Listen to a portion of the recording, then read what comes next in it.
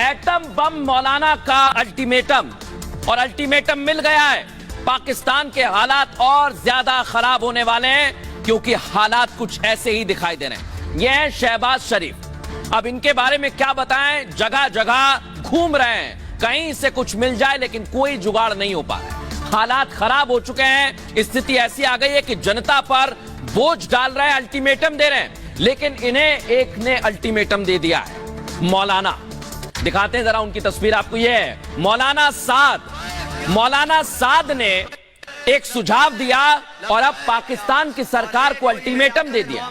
ये वही मौलाना साद है जो कहता है एक हाथ में कुरान रखो, दूसरे हाथ में परमाणु बम रखो। लेकिन आज एक अल्टीमेटम दे दिया है और पाकिस्तान सरकार को चेता दिया है कि अगर कदम नहीं उठाए तो क्या होगा। रिपोर्ट देखिए जरा।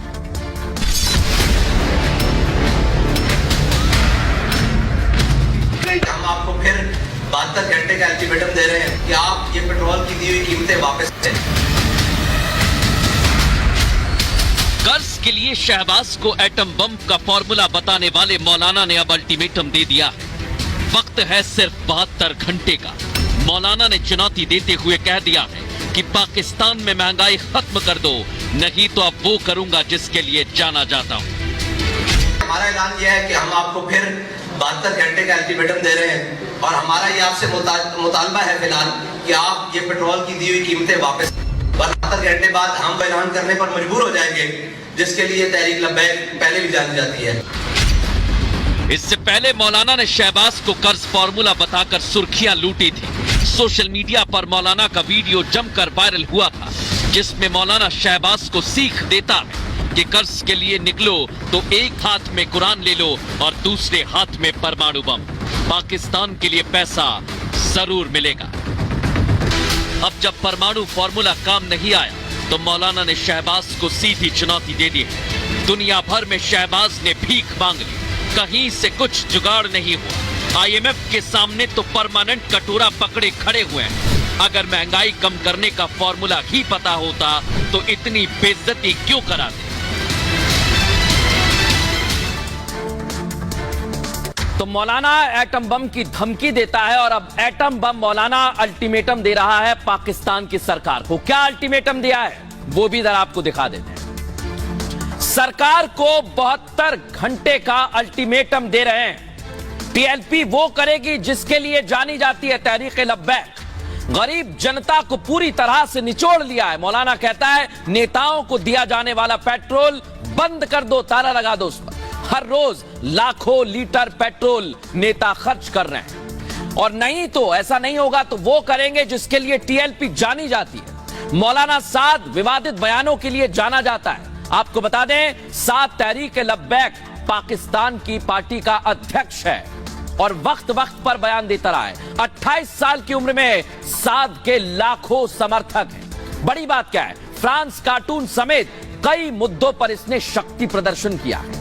2017 में पिता खादिम हुसैन ने टीएलपी की स्थापना की। उसके बाद खादिम खुद को पैगंबर इस्लाम का चौकीदार बताया करते थे। कट्टरपंथी विचारधारा की वजह से टीएलपी के समर्थक बढ़ते चले गए और 2020 में बीमारी के चलते खादिम की मौत हो गई। लेकिन खादिम हुसैन की मौत के बाद बेटा साद अध्यक्ष बन गया है। अब यहां अल्टीमेटम मिल रहा है, लेकिन एक और अल्टीमेटम की तैयारी है और वो अल्टीमेटम दे दिया है तालिबान ने, टीटीपी ने।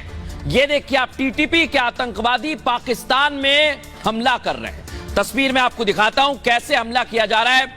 एक तस्वीर आपको दिखाते हैं, क्योंकि पाकिस्तान इस समय आतंकी हमले की जद में है। ये आप देखिए, कराची में अटैक होता है। कराची पुलिस यहां पर रहती है, जनता की सुरक्षा के लिए उन पर हमला किया जाता है। पुलिस मुख्यालय, और आप गोलियां देख रहे हैं चल रही है, वहां पर ग्रेनेड फेंके जा रहे हैं। एक और तस्वीर आपको दिखाते हैं जरा फायरिंग की।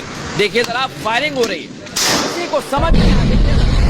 जोरदार फायरिंग होती है, ग्रेनेड फेंके जाते हैं और गोलियों के निशान भी जगह जगह पर देखने को मिल रहे हैं। वो तस्वीर भी हम आपको दिखा रहे हैं। लेकिन ये आप देखिए जरा, अलग अलग जगह पर कितनी बुरे हालात हो गए। यहां तक हर जगह पर फायरिंग ही फायरिंग, कांच टूटे हुए हैं। तो सवाल ये खड़ा होता है, क्या तालिबान का टारगेट पाकिस्तान है? और तालिबान जो कर रहा है, अब क्या पाकिस्तान का टेंशन और बढ़ने वाला है। तालिबान ने बढ़ा दिया है, एक तो कर्ज, ऊपर से अल्टीमेटम और अब तालिबान। कैसे दिखाते हैं जरा आप। कराची पुलिस हेडक्वार्टर पर अटैक हुआ है दर्शकों। बड़ी बात यह है कि शुक्रवार शाम करीब 7 बजे का वक्त था जब एकाएक हमला हो जाता है। 5 आतंकी पुलिस की वर्दी में हेडक्वार्टर में पहुंच जाते हैं। आतंकियों के पास आधा दर्जन हैंड ग्रेनेड पहले वो फेंक देते हैं।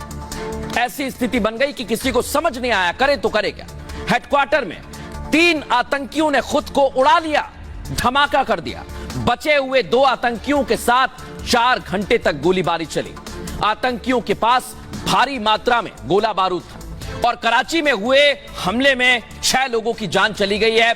जानकारी तो यह भी आई कि आतंकियों से गोलीबारी में 12 लोग घायल हो चुके हैं। यह स्थिति इस समय पाकिस्तान की है। और बड़ी बात क्या है, इस हमले की जिम्मेदारी टीटीपी ने ली है, जो पाकिस्तान को खत्म करना चाहता है। और टीटीपी ने कहा है कि आगे भी ऐसे हमले जारी रहेंगे, यानी ये हमले रुकने वाले नहीं हैं। और ऐसा हम क्यों कह रहे हैं, जरा आपको दिखाते हैं। कुछ दिन पहले हमले हुए थे, कहां पर? मस्जिद पर। मस्जिद को निशाना बनाया गया। आप देखिए, किसी को समझ नहीं आया करे तो करे क्या। और ऐसा ही होता रहा है, आगे भी करने की चेतावनी दे रहा है। यानी पाकिस्तान में इस समय बहुत ज्यादा दिक्कत है। खैबर पख्तूनख्वा में क्या हो रहा है, वहां पर तालिबान बहुत ज्यादा सक्रिय है और इतना सक्रिय है कि वहां की आवाम परेशान हो गई। आवाम को समझ नहीं आ रहा करे तो करे क्या। और ऊपर से बोझ है टैक्स का। अब बड़ी बात यह कि टैक्स का बोझ है, साथ कह रहा है कि अल्टीमेटम है, आपको करना पड़ेगा, लेकिन करे तो करे क्या। सिर्फ और सिर्फ कटोरा है और उसे लेकर चल रहे हैं शहबाज शरीफ। बड़ी बात क्या है, 3 महीने में तालिबान ने 150 अटैक किए हुए हैं और आगे भी करने की चेतावनी दे रहा है। यानी औसतन महीने में 50 आतंकवादी हमले हो रहे हैं पाकिस्तान में। 2021-22 की बात करें तो करीब 250 हमले हुए हैं। इन हमलों में 400 से ज्यादा लोग मारे गए हैं। ये आंकड़े सामने आए और लगातार हमले बढ़ते जा रहे हैं। यानी टीटीपी मुसीबत बना हुआ है। जो आंकड़े हम आपको बता रहे हैं ये हैं 15 अगस्त 2021 से लेकर 14 अगस्त 2022 तक। और हाल ही में तो बहुत ज्यादा हमले हुए। तालिबान का मकसद सिर्फ एक है, पाक में इस्लामिक सरकार बनाना। पाकिस्तान में शरिया लागू करना चाहता है तालिबान, यही एक लक्ष्य है। और तालिबान पाकिस्तान के लिए भस्मासुर बन गया है। यह आपको समझना होगा कैसे, क्योंकि पाकिस्तान ने तालिबान को पैर पसारने के लिए अपनी जमीन दी, अपना मुल्क दिया। और पाकिस्तान का खैबर इलाका तालिबान का ठिकाना हुआ करता था। वहां से वो पनपा और धीरे धीरे अफगानिस्तान पर तालिबान ने कब्जा कर लिया। जब कब्जा हुआ तो पाकिस्तान में खुशी मनाई गई। अफगान में तालिबान की सरकार बनी तो पाकिस्तान में जश्न मनाया गया। और अब वही भस्मासुर बन गया है, मुसीबत बन गया है। पाक चाहता था कि तालिबान उसके इशारे पर काम करे, लेकिन ऐसा नहीं हुआ। तालिबान ने कह दिया है कि लगातार हमले करते रहेंगे। पाकिस्तान में लगातार हमले होते रहे हैं, जैसे ही शुरू हुए वैसे वैसे बढ़ते चले गए। अब तालिबान का मकसद यही है कि पूरा का पूरा पाकिस्तान उसके कब्जे में आ जाए, जैसे अफगानिस्तान कब्जे में लिया गया है।